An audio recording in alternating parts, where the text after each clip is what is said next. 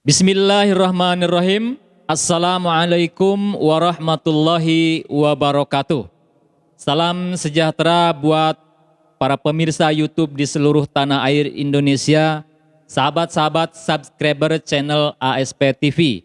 Mudah-mudahan Anda semua selalu berada dalam keadaan sehat walafiat, dilapangkan rezekinya, serta dimudahkan dan dilancarkan dalam menjalankan aktivitas sehari-hari. Amin ya rabbal alamin.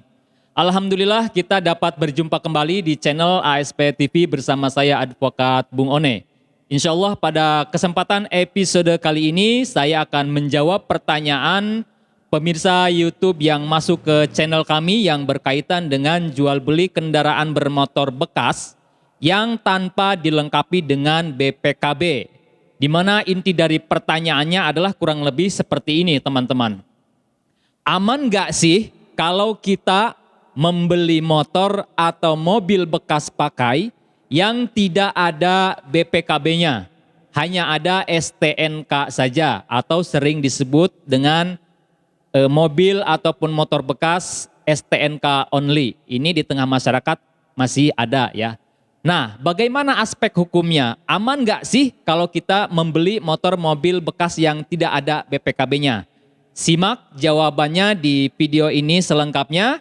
Namun seperti biasa, bagi yang belum subscribe ataupun juga pemirsa YouTube yang baru berkunjung ke channel ASP TV, silahkan untuk subscribe terlebih dahulu agar lebih banyak lagi masyarakat yang mendapatkan tambahan pengetahuan, tambahan wawasan, tambahan edukasi hukum secara gratis dari channel ASP TV.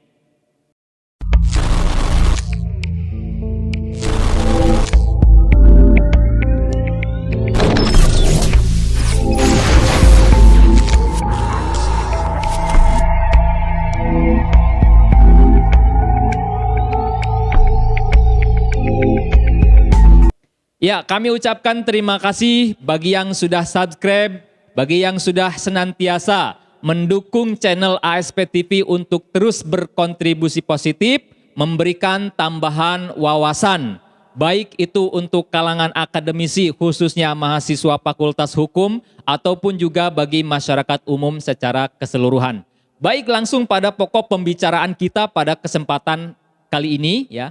Di mana di dalam masyarakat atau di tengah-tengah masyarakat kita itu memang masih ada tidak sedikit praktek jual beli kendaraan bermotor baik itu roda 2 maupun roda 4 yang tidak dilengkapi dengan BPKB.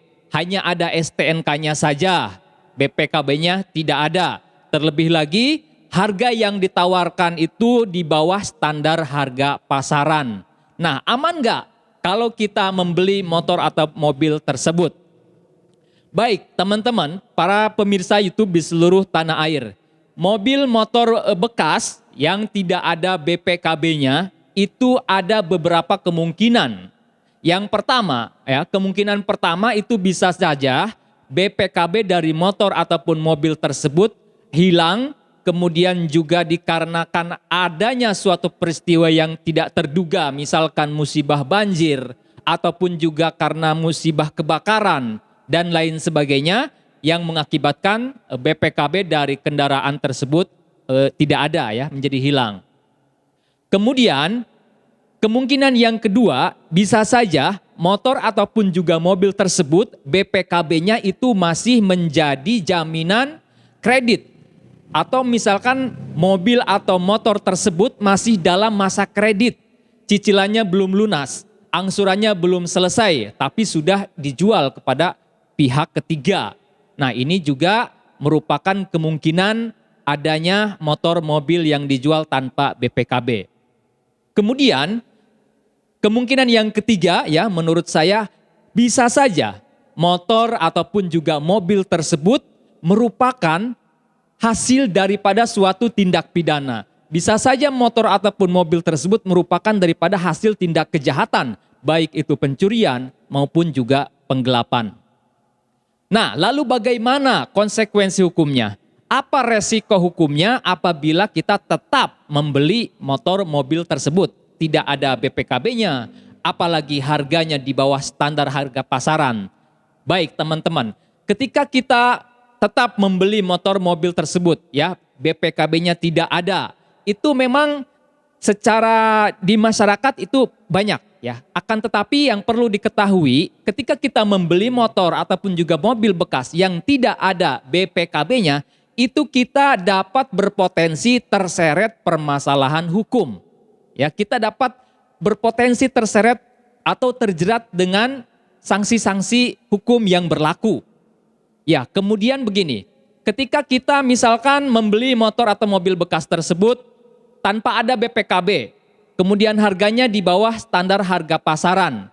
Nah, bisa saja motor atau mobil tersebut merupakan hasil daripada suatu tindak pidana, merupakan daripada hasil suatu tindak kejahatan, ya, pencurian dan penggelapan. Kemudian di suatu hari, hal ini diketahui oleh pihak kepolisian, ya, melalui pengembangan, penyelidikan dan lain sebagainya, sehingga motor dan mobil yang kita beli tersebut diambil oleh pihak yang berwajib untuk dijadikan barang bukti atas suatu tindak pidana atau suatu tindak kejahatan.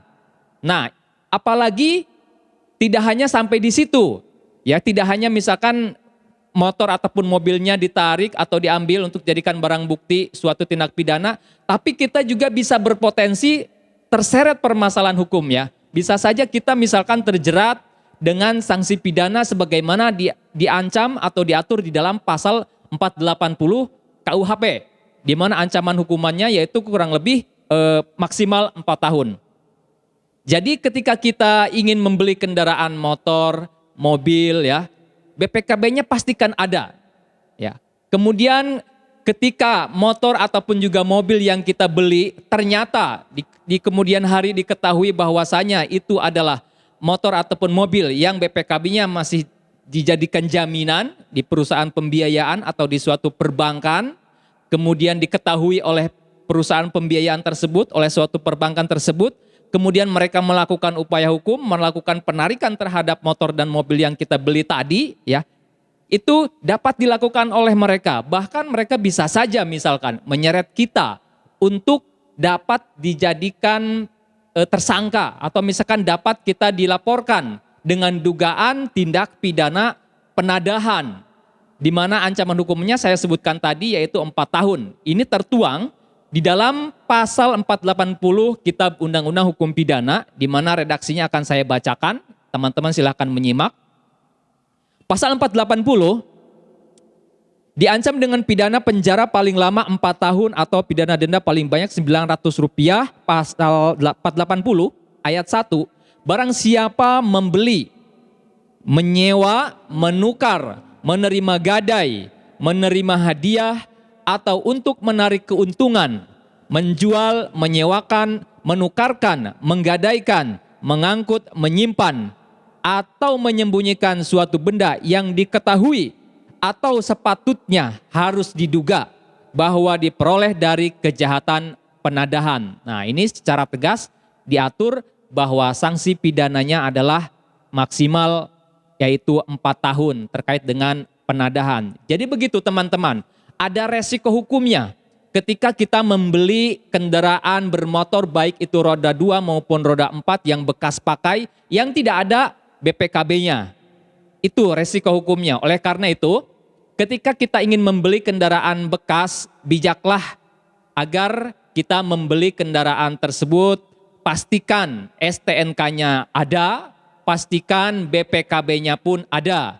Kemudian pastikan identitas yang tertuang, yang tercantum di dalam STNK itu sesuai juga dengan yang tercantum di dalam BPKB. Kemudian juga identitas penjualnya, apakah sama dengan apa yang tercantum di dalam STNK dan BPKB. Kalau bukan, kita telusuri dari mana didapat, apakah jual beli, ya, kemudian hibah dan lain sebagainya, itu harus kita telusuri, harus kita ketahui agar kita dapat memastikan kendaraan yang kita beli baik motor maupun mobil itu aman dari sisi hukumnya, ya, tidak merupakan hasil daripada suatu tindak kejahatan atau misalkan bukan merupakan objek jaminan fidusia. Itu yang perlu kita ketahui agar tidak tersangkut, tidak terseret permasalahan hukum di kemudian hari. Oleh karena itu, Mari kita bijak ketika ingin membeli motor mobil bekas. Itu yang dapat saya sampaikan pada kesempatan kali ini. Mudah-mudahan bisa berguna, bisa bermanfaat, menambah pengetahuan ya sekitar permasalahan hukum. Baik, bagi teman-teman para pemirsa YouTube yang memiliki permasalahan hukum, silahkan dikonsultasikan, silahkan sampaikan pertanyaannya di kolom komentar di bawah ini. Jawabannya insya Allah akan kami ulas, akan kami sampaikan di video-video selanjutnya. Saya Advokat Bung Onim mengucapkan terima kasih atas segala perhatiannya. Mohon maaf atas segala kekurangannya. Billahi taufiq wal hidayah. Wassalamualaikum warahmatullahi wabarakatuh.